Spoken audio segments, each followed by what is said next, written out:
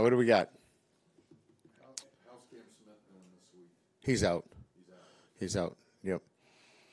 He'll probably. I think he'll be ready for Stanford. He had PRP done. Did we talk about that? Yeah. So they're generally 2 weeks for PRP. Everybody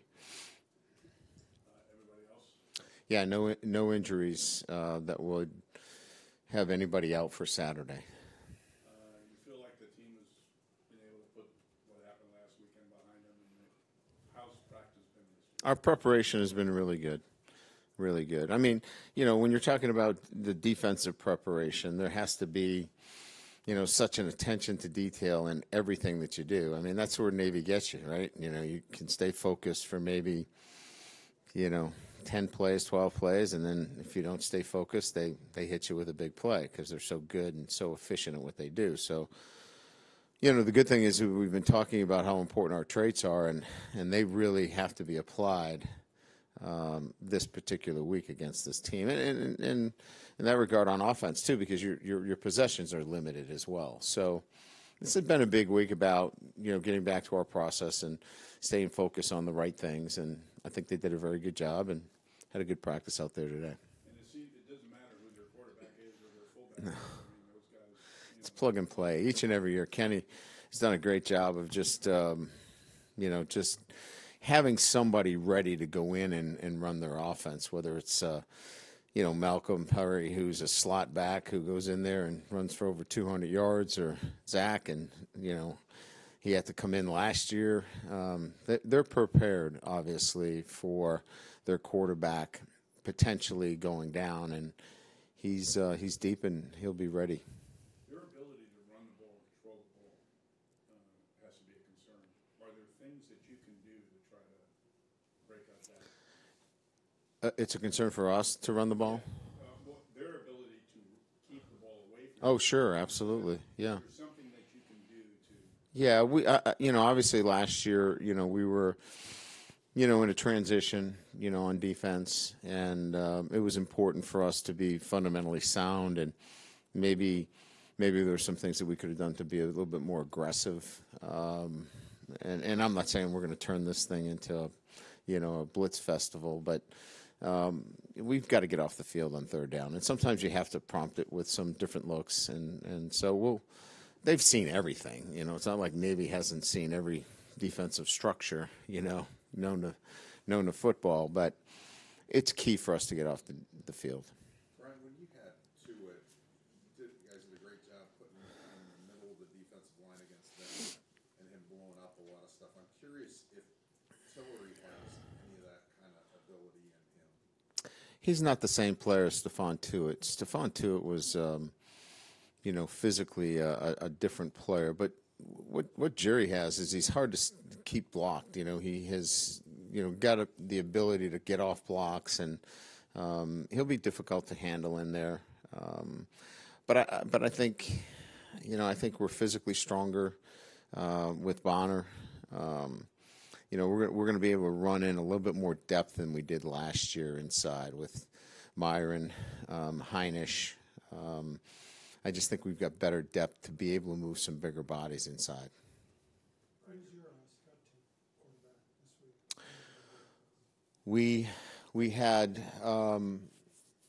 Robbie Regan, who has been our option guy, and Nolan Henry. Nolan, because he's got a little bit more speed, so he was more of the Perry kid, and ran a little bit more quarterback central in a sense, putting it on the quarterback. So we had a couple of different quarterbacks running it.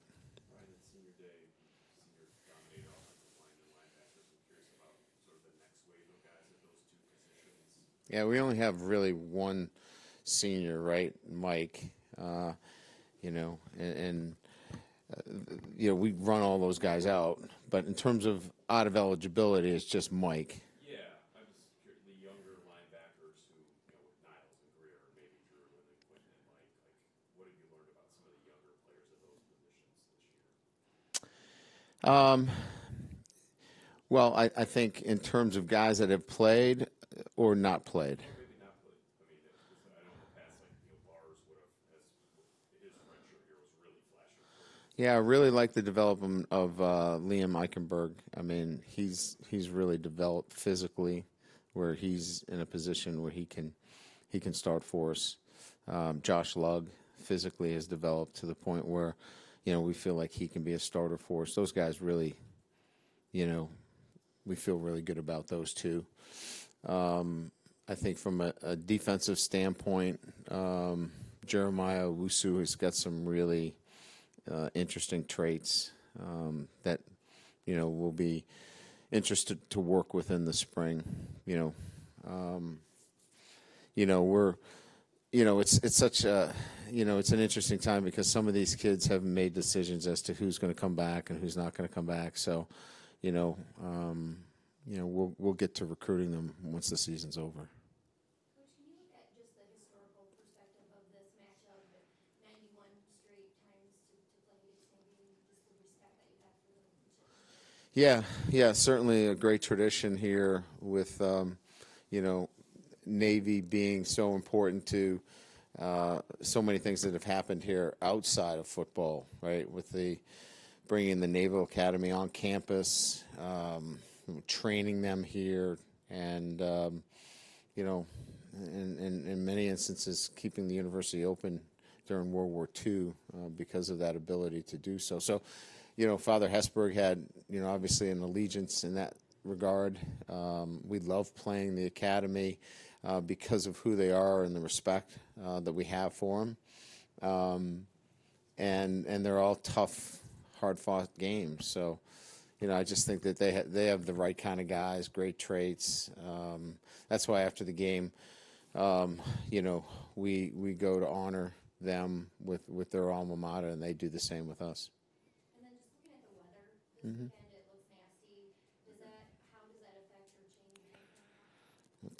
Pretty common here. So, our guys, I think the weather, it was probably 39 degrees out there today. Our guys aren't affected by it. Wind could be a factor, but they don't punt the ball. We don't plan on punting it very often. So if you take the punting game out of it, you're really talking about, the field goal game. We saw that we shouldn't kick field goals. That's not a good thing about playing Navy. So now you're down to kickoffs. So that's a manageable situation. So the wind, may be a factor in terms of whether you, decide in the second half whether you want it in the third or the fourth quarter. But that's really just kind of whittling it down to where the wind could be a factor is maybe the fourth quarter. Brian, I'm wondering how it's worked with Tommy Reese being up in the box and Brandon being on the sideline when he comes off. Do you feel like there's the communication that you want there, or is that something maybe in the future you'd like to see change? No, I think it's gone fine for what we're trying to accomplish, and that is, Tommy gets an overview, a different perspective from the box than we do get from the field. So I think it's the appropriate place to have the quarterback coach, and that perspective is a little bit different. We can't see some of the things that Tommy can see up there. So he lends a different perspective, and I like it because he can get on the phone and, if I wanted to say something to him or Chip wanted to say something to him, he can just keep the phone up to his ear. It's the perfect guise of leave me alone, I'm on the phone, whether he's on the phone or not. So it works pretty good in our program. Brian, I have a question out of curiosity. It's the replica uniforms, the Rocky era. I think the spikes are also part of that package. Spikes and the helmet. Did the players break those shoes in over the course Oh, of yeah. the season? No. Game plan looking like? Well, yeah, so it's important that they break them in because they actually look like hiking boots. But they're the same shoe. The kids like the shoe a lot. It's just a matter of breaking in a new shoe. So they wore the shoe. Most of them had them on Tuesday and Wednesday. Some of them had them on for the first time today. Some kids that don't have a problem transitioning into a new shoe just wore them for the first time today. Some that have a problem transitioning wore them Tuesday and Wednesday. The helmet we'll wear tomorrow in our Friday tempo fit, so they'll get that on. but it'll have the same insides to their normal practice helmet, so that won't be really a transition for them. No, I think it'll be pretty seamless. What was their reaction to seeing the alternate uniform and just kind of the throwback to it? They liked it. They really did. I mean, at first glance, you see these brown boots and the jersey and the helmet, but they really liked it. So they're excited. But that will kind of end after the first series. When they get out there and pregame. So, but they were. I was a little surprised. I thought it would be met with more. But it's so different than any other uniform combinations that are out there that the kids really were excited about it. So they got you outfitted with the Jesse Harper replica helmet today? Yeah, I've got a big wool jacket, and I'll be wearing the fedora that you see here right in front. Yep. So it should work well for me. What's Alohi's role been this week? Obviously, they change so much from week to Yeah. week, but I mean, in terms of helping to the safeties, maybe with their reads and stuff, has he been helpful? Not really. I mean, he knows a little bit about it, but not enough that he would gain any kind of tactical advantage, and we wouldn't put him in that position anyways. We have,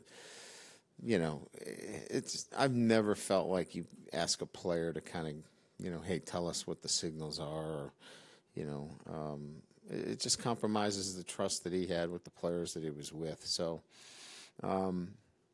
we've just asked him to do what he does, and we're glad he's not on that team, to be quite frank with you. So just a good that he's with us.